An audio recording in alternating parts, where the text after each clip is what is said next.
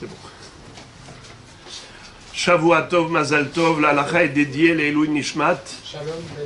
Shalom ben Moshe.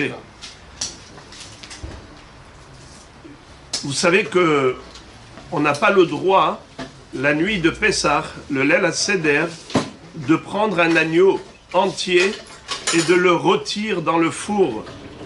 Par exemple, des grands fours de boulanger où on pourrait rôtir un agneau entier. On lui fait la shrita, on ouvre, on enlève la graisse, on enlève le nerf sciatique et puis on peut imaginer qu'on va le rôtir. Toute l'année, c'est possible. Mais la nuit du Seder, c'est interdit formellement par les Hachamim. Pourquoi? Parce qu'on donnerait l'impression d'offrir un sacrifice de l'agneau pascal la nuit de Pessah en dehors du Beth Amikdash. Et vous savez que c'est très grave, cette chose-là, d'offrir un sacrifice en dehors du Beth Amikdash. Ça s'appelle Shchut Echutz. C'est une avéra qui est passible de karet, du retranchement. C'est hyper grave. Mais s'il manque ne serait-ce qu'un membre, l'agneau n'est pas entier, donc ça ne ressemble pas à l'agneau pascal qui était intégral, qui était entier. Alors à partir de ce moment-là, il n'y a pas de issour de la Torah. Par contre, il y a ensuite un inyan de minhagim. Le minhag, c'est que dans certains endroits, on ne mange pas du tout de rôti la nuit de Pessah. C'est-à-dire de la viande grillée. Certains ont le minhag de se l'interdire totalement, de peur d'arriver à rôtir un agneau entier. Alors, la Mishnah dans Maseret Psachim nous dit Makom shenahagu le'echol tzali belel Pesach ochlim, Makom shenahagu shelo le'echol en ochlim. Si on est dans une ville où on a le minhag de manger et on ne s'interdit pas, alors il n'y a pas de problème. On mange sans problème, parce que ce n'est pas un agneau entier. Ce que les Hachamim ont interdit, c'est quand il est intégral. Mais sinon, juste un morceau, un rôti, il n'y a pas de problème.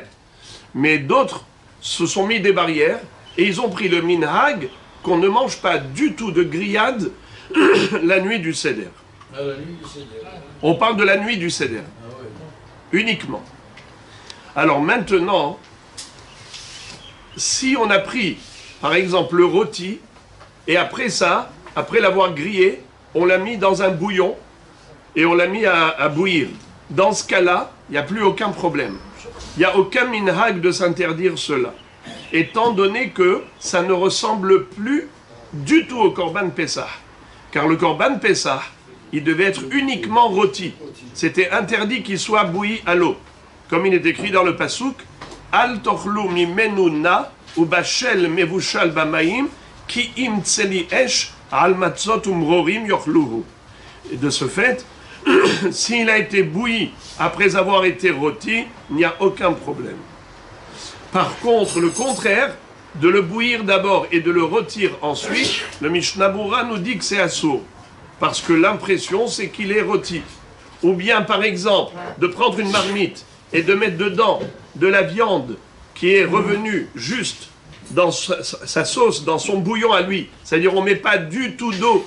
Alors ça ne s'appelle pas bouilli, ça s'appelle grillé. Ça ressemble à de la viande rôtie. Ça s'appelle en hébreu tseli kedar. Tseli kedar, rôti dans la marmite. Kedar, ça veut dire kedera, marmite. Donc dans les endroits où on s'est interdit, alors ça aussi c'est assourd. Et ce n'est pas uniquement par rapport à la viande de bétail, mais figurez-vous, même les volailles. Pourquoi? La volaille rôtie, tout ce qui nécessite shrita, comme ça dit le Shulchan Aruch, afilu basar egel, même du veau, ve'of, et de la volaille, kol davar shetaun shrita, tout ce qui nécessite shrita, assour les echol tsali, on ne doit pas le manger rôti, bemakom shenahagu shelo le echol tsali, dans les villes où on s'est interdit de manger du rôti la nuit de Pessah. Alors, moi j'ai vu dans le livre des Minhagim du Maroc, il dit qu'en effet, au Maroc, ils ne mangeaient pas de rôti la nuit de Pessah. Donc si on l'avait rôti avant, on le mettait à bouillir ensuite avec de la sauce et pour pas que ça donne cette impression de grillade, de rôti. Même la viande, quand on l'achète, de la viande, il ne faut pas dire cette viande, je l'achète pour Pessah. Il faut dire je l'achète pour Yom Tov.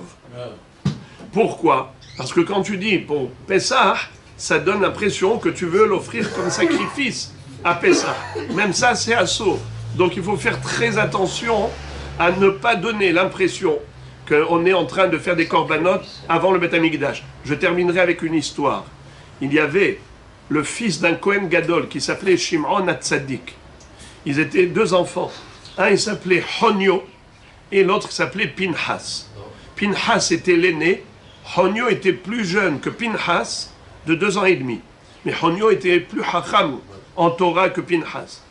Shimon Hatzadik, avant de quitter ce monde, il était pendant 40 ans Kohen Gadol, il a laissé un testament. Il a dit, celui qui va prendre ma place, c'est mon cadet, Honio, parce que lui, il a toujours étudié la Torah avec moi, il connaît toutes les halachot des Kohanim. Pinhas, il a moins étudié. Qu'est-ce qui s'est passé?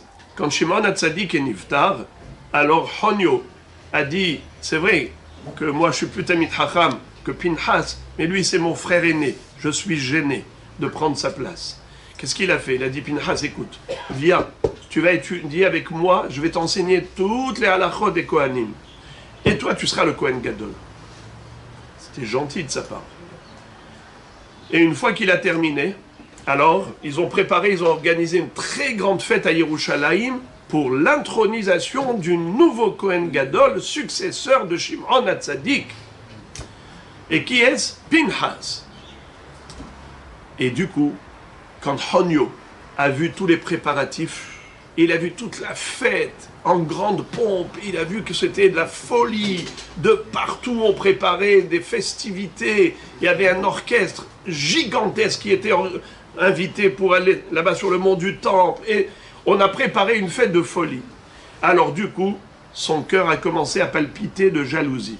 Il a dit, mais quelle bêtise j'ai faite de lui accorder ma place, alors que moi je pouvais bénéficier et jouir de tout ce kavod. Eh bien, il a regretté. Qu'est-ce qu'il a fait? Il lui a mis une peau de banane à son frère. Comment? Il lui a apporté une robe de femme. Et il lui a dit, le premier jour, pour rentrer dans le Beth Amikdash, il faut mettre ce vêtement. Au lieu de lui dire qu'il faut entrer avec les 8 vêtements du Kohen Gadol, vous connaissez les 8 vêtements? Il lui donne cette robe. L'autre, il était étonné. Mais il a dit, c'est lui qui m'a enseigné toutes les halachot. Si je lui fais confiance pour toutes les halachot, je fais confiance pour ça aussi. Et il a dit, ok, il n'y a pas de problème.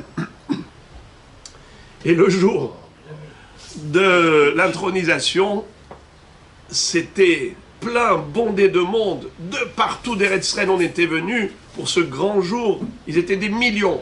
Et on a déroulé le tapis rouge. Le Kohen Gadol va arriver.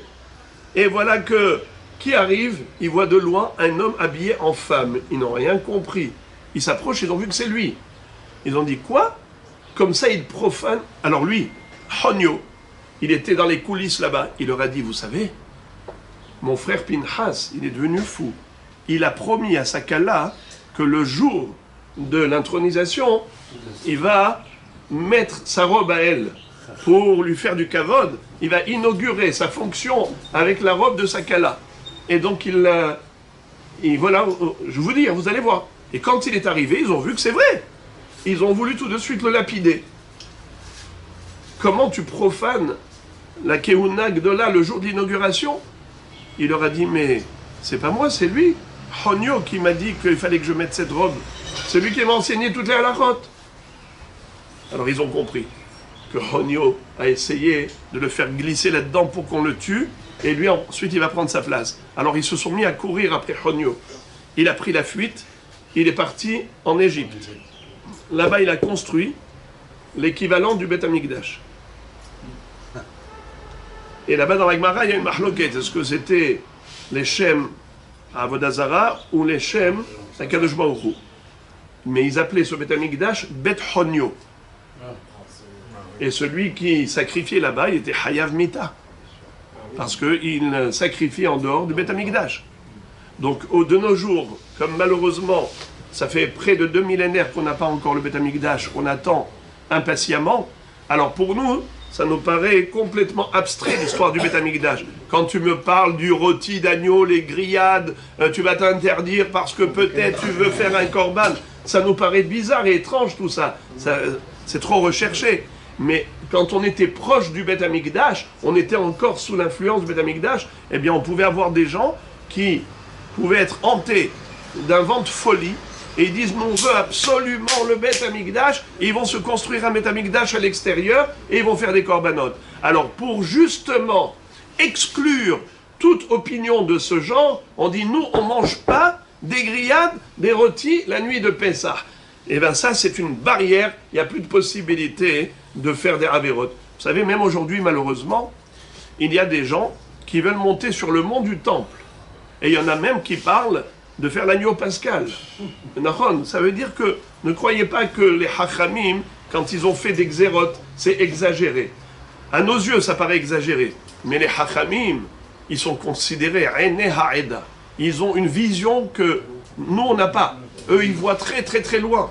Et donc, c'est comme ça qu'il faut comprendre et concevoir.